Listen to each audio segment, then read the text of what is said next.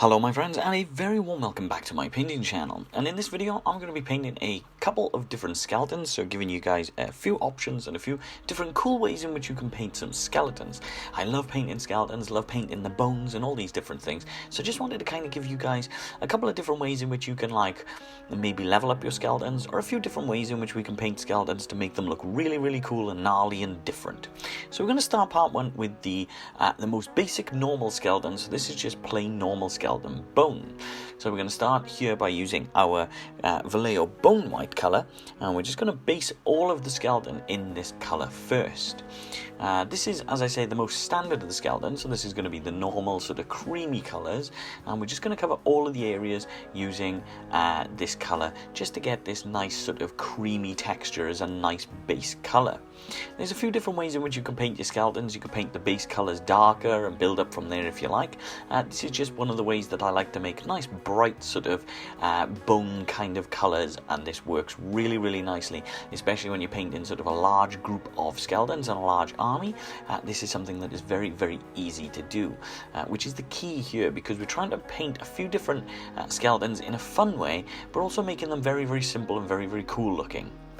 So once the base tone is dry, we're just going to use a strong tone wash. So this is a very dark brown wash, something like an Agrax Earthshade. If you're using Citadel, that would work equally as well. And as you can see, I'm just going to place this all over the miniature as well. Not worrying too much about sort of where I place it. I'm not being too careful because I'm going to finish up and paint all of the other bits off camera. This is all just about the bones. So as you can see, I'm just trying to make sure I manipulate all of that wash, making sure that I get this in all of those recess points, trying to not allow it to pool too much in certain areas like the eyes, because we do want to get a little bit of character out of those eyes a little bit later. Now once that's dry, we're then going to go back and use the bone white, and we're just going to use a very small sort of size 0 brush, which is my go-to brush. If you've watched any of my other videos, you'll know I use the size 0 brush for quite a lot of my painting on my models. And that's all I'm going to do is just using the tip of the brush, just going to start to pick out all of those details. So as you can see, I'm picking out the area around the eyes, just the teeth, the chin, the rib cage and things like that. Now you can dry brush this if you want to, and that's absolutely fine. Some of the other skeletons in this video are going to be dry brushed, and that is a perfectly legitimate way of painting your bones. Bones are a great sort of rough kind of texture that work really well when you dry brush, because as you dry brush sort of areas, it does give you that kind of scratchy kind of pattern, and that works wonders for skeletons and for bones. So that's all I'm going to do, is mix a combination of dry brushing and using the brush like so. And the reason why I'm using the brush in this way is mostly just to pick out some of the larger areas, some of the bits that I really want the colour to show through on. And the reason for that is because once this skeleton is complete, some of these colours are really going to pop on this model. They're really going to make this particular skeleton stand out and look very much the part. So it's going to look a really cool skeleton and make it look like a really nice sort of centerpiece for your army. So if you're painting a lot of skeletons and you just want to dry brush them all, maybe if you've got a captain or a commander there that stands out, this would be perfect to just spend that little bit of extra time just painting up those areas, just so that it allows him to look a little bit more special, I guess. Now once that's done, I'm going to use Elfic Flesh, again using the Vallejo colour. This is the perfect colour to highlight your skeletons. Again, if you see me paint other videos using sort of the Vallejo setup in this way, you'll know that I'll go from the bone white to this Elfic Flesh, and again you can see I'm just picking out with that size 0 brush all of those areas that I now want to be nice and vibrant and stand out. This Elfic Flesh is a really vibrant cream colour, so it doesn't quite go to white. It does keep to that sort of skeleton, that bone, that sort of texture and tone, which is great, but it is also very bright as well, which is perfect, because this is going to allow us to make sure that our skeleton really does pop, as I was saying earlier. So as you can see, I'm just gently using a kind of sort of almost dry brush kind of technique, where I'm just running a little bit of the brush down the rib cage, and you can see that's adding then a little bit of the vibrancy to the ribs without us having to pick out each and every single rib individually. Again, they're your miniatures, you can paint them however. If you want to dry brush the whole thing, you're more than welcome to dry brush the whole thing. These colours and this colour palette will work absolutely fantastically if you dry brush or if you paint them all by hand. That is completely up to you. I'm just kind of giving you guys an idea and showing you sort of how I do it and how I paint these different kinds of little bony guys. So as you can see, I'm mixing the combination of techniques of using the brush strokes and of course the dry brushing together, and there you go. You can really see on the arms and across the skull just how much this elfic flesh really does help boost that vibrancy, especially considering we've used such a dark wash to get all of that darker tone just in between those recess points and all of those detailed areas just around the feet and sort of the hands and the rib cage and things like that. You can really see that contrast now starting to allow this model to really pop and really boost. And that's where I was saying where you could use this on a more special model like a captain or a commander or anything like that, and it will really allow him to stand out. And there you go, that is part one. That is the first skeleton. That is nice and easy, normal, plain skeleton bone. And this is a nice, vibrant, really bright, really lovely sort of colour looking bone texture. Now from there I'm going to move on to part two. In part two I'm going to use a burnt bone sort of texture. So we're going to make a skeleton that looks like he's been on fire for quite a while. So first things first, I'm going to use orange fire. This is a nice thin paint, so I'm just going to cover all of the bone area in this. Again, I'm not being overly precious or anything about where I place the paint, just trying to make sure that I cover the model in nice thin even coat so that it doesn't become too thick and lose any of the detail. And I'm covering him all in orange to begin with, covering him in orange so that we get this really sort of fiery, lavary kind of texture and tone out of the model, and it's going to be a really cool looking model as well. Sometimes when you've got loads and loads and loads of skeletons to paint, just having the odd one or two scattered about that are completely different, that look like they've been involved in a fire or anything like that, can really make these skeletons stand out in your army, can make certain characters and certain models really stand out on the board as well when you're playing.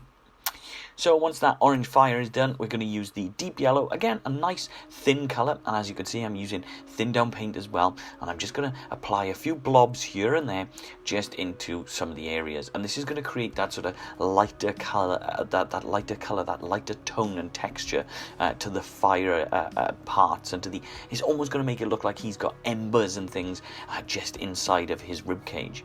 So once that's done and that's dry, we're going to move on to using a German grey, and this is a sort of very dark blue grey, and we're just going to dry brush this back over the top. So where that orange and yellow has dried into all of those recess points, dry brushing this just over the sort of bones, you'll start to see where the bones then look really dark and charred and burnt out, but at the same time all of that bright embers and sort of fiery kind of area around the rib cage, around the skull, these parts are still going to show through, which is going to make it look like he's still smouldering a little. He's smouldering for the camera, this one. This is a really cool technique and something that is really easy to do but looks fantastic. And again, as I say, making something that looks completely different in your army. So if you've got 60 odd skeletons, one or two burnt guys would really sort of set off the tone and would really make it look just that little bit more unique and different, and just give your army just that little subtle difference to it as well. Or alternatively, you could go crazy and just paint your whole army as if they've all been burnt and things like that, and have them as part of like the fire realm, or you know, that kind of thing. You can really go to town with it. Now once the German grey is dry, I'm going to use a very small amount of sombre grey. This is a much lighter sort of blue grey. It does have a really nice texture and tone to it, and that's all I'm going to do now is very gently just place this across some of the most raised areas. So I'm just going to dry brush this, but being very sparing with this. I'm not going to put loads on the model, just a few little bits here and there. And once that one is dry, this is what our burnt out, smouldering skeleton looks. And he is smouldering for the camera, as I said. He looks fantastic. I really like this technique. I think it looks really unique and would stand out on the board. With that one, we're going to move on and use something very different, part 3, we're going to make a glow-in-the-dark skeleton. So for this one, I'm going to use skeleton bones, so I'm going to use army painter paint. If you don't have the army painter paint and you want to continue using the Vallejo sets, you're more than welcome to. I just decided to try to make this just that little bit different, just to give a little bit of a mixture and a little bit of a different sort of technique and style to it, that's all. So we're going to use this bone texture, and we're going to cover all of the bone areas like we have done previously, and we're just going to make sure that we cover all of the skeleton areas, all of these the rib cages and all of these different bits. Again, I'm not being overly precious about where I place it, purely because this is just for a tutorial. You guys can be a lot more careful than I can, but it doesn't matter because we can paint all of the other bits up and fix those later anyway. Once that's dry, we're then going to use matte white and skeleton bone in half and half, so this is one blob of each. That matte white is going to allow the skeleton bone to become a much lighter colour, which will give us a really cool colour to sort of dry brush on top of. This is kind of creating almost like a zenithal highlighting for what we're going to do later. So we're just going to build up the vibrance using just the dry brushing in this way. We're not going to use a wash in this one just yet, because the glow-in-the-dark pigments are what's going to create the effect. That's how we're going to create the effect, rather. So once we've dry brushed the matte white and the skeleton bone together, as so, like you can see here, just trying to be very careful not to go over all of the model, just trying to pick out some of those raised edges and get that vibrancy to pop just a little bit. Once that's done, we're then going to use matte white on its own, and again we're going to be a little bit more selective this time and just pick and choose where this goes. So just across the front of the rib cage, just across the front of the skull as well, maybe across the kneecaps here and things like that. Just trying to be a little bit more specific, just so that we get that vibrance and again that sort of saturation boost between the sort of dark skeleton bone base color right up to this white color here. The next stage that we're going to use is going to be the glow-in-the-dark pigments, and the glow-in-the-dark pigments are quite a strange one, because that's all you need to do with this is mix this with water. So it is a little bit of a trial and error, because depending on how much water you mix with it will depend on how easy it is to manipulate. This stuff, when it dries, it does dry down very powdery, so you've got to be careful when applying this, because if you don't put enough water with it, you will end up with a very powdery sort of residue and a very powdery mixture, which will allow you, which will in turn lose detail on the model. So what I'm trying to do is, instead of making a powdery mixture, as you can see I've used quite a bit of water with this, just to water this one down and allow this to sit in the recess points instead of covering the whole model and losing those details. And what I'm doing by using it as a watered down effect gives me the option of putting multiple layers on, again without losing the details of the model. And all in all, once it's done, we should have something that is a little bit like this. So we have a very bright green looking skeleton, but once we switch the lights off, we also get this vibrant sort of glow in the dark effect too. It is very messy and it is difficult to use, so just be careful as you do it.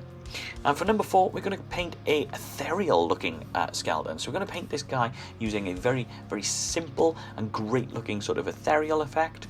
We're going to start out by using a verdigris glaze. This is a really cool sort of color, really cool technique. This glaze will sit in all of those recess points like we've just used, and this will give us a really cool sort of bright light sort of blue-green ethereal glow. And by using this as a base color, this will allow us then to build up on top.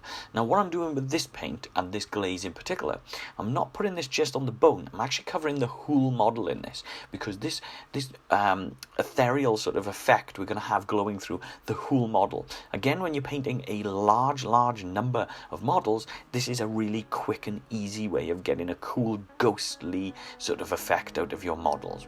So once that's dry, we're going to use ghost grey, and we're just going to dry brush the ghost grey back up on top of this ethereal sort of verdigris blue glaze that we've used, and we're just going to dry brush this right back up so that this gives us a nice light sort of tone and a light sort of color just on the top areas without covering in any of those recess points, just like so. So just going to be as quick and as easy as possible, just trying to be careful not to overload your brush with your dry brushing. Just less is more. So the less paint you've got, the more you can dry brush up and the more you can build those layers. Once the ghost grey then is complete, we're going to use a very light tone of dead white just across the top, and this is going to be the really sort of final highlight. This is almost like the edge highlight. This is what's going to give you that really sort of nice light glow that creates this ethereal kind of effect, and this will give you a really kind of ghostly glow, a really cool ghostly look to your model. Again, like I say, if you're painting 60, 70, 100 skeletons, sometimes painting them in this way is much faster if you just want to get them on the board to play, and this will give you a really cool looking ghostly skeleton army as well. So that is pretty much 4 skeletons, as quick and as easy as that. I hope that you enjoyed this video. I hope that this video answered a lot of questions and give you guys a few different sort of ideas and options in a way of painting skeletons when you do. Let me know in the comment section which one is your favorite and which technique you think looks better for the skeletons. And yeah, I hope this video was useful for you. Thank you as always so much for all of your help, your support, your comments, your likes, your shares, everything. It means so much to me in sort of sharing the hobby love. So thank you so much for everything that you do, guys. I really do appreciate it. Take care of yourselves out there, and I will see you guys very soon.